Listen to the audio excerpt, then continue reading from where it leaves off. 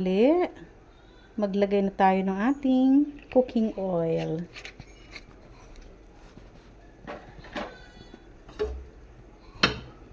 Okay.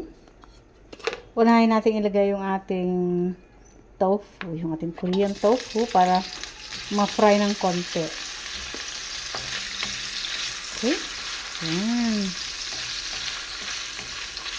Kasi hindi ko na frinay eh. So, i-fry lang natin ng konti kasi ito naman niluto na.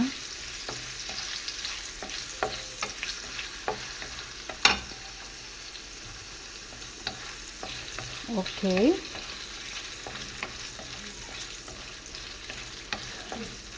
Then, yung ating button mushroom.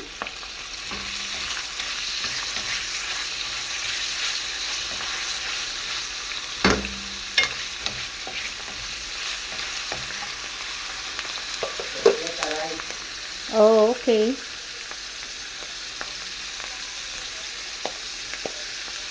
Wait there, okay? I'm filming. Yan, lagyan natin ng seasoning.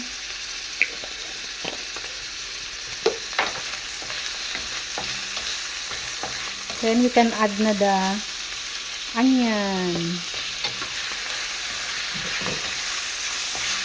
It's very simple vegetable dish lang po. At madaling maluto.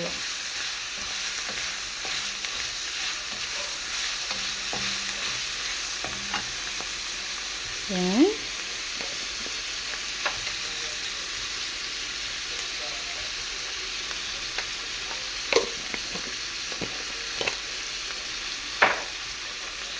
And some more pepper.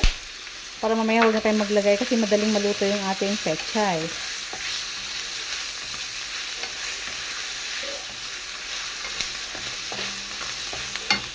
Okay, then add some light sauce.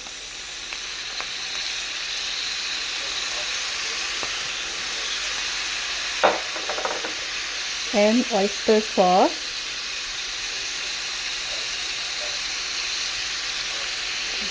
Okay.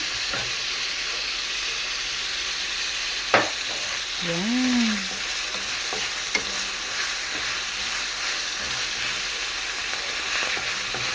Now, pwede natin maglagay ng ating pechay. Yan. Napakadali po yan. Napakadaling lutuin. Kaya nga ang gulay, lalo mga leafy vegetable, laging pinapahuli yan pagkakain na.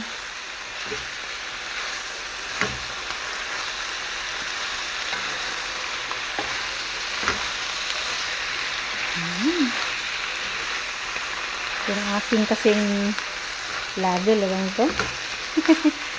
Pwede ba? Maluluto yan. Mahahalo yan. Madali lang lutuin yan.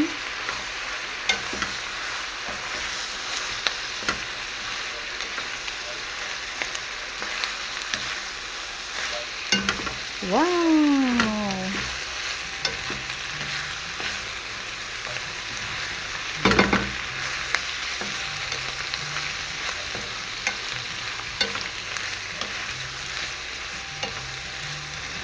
Masarap ito sa ating pork choy kasi mas malambot yung pork choy. Kaya lang walang available na pork choy sa wet market namin. Usually nakikita ko yun sa mga grocery. Minsan-minsan naman meron pag-araw ng palengke. Yan. Very nice.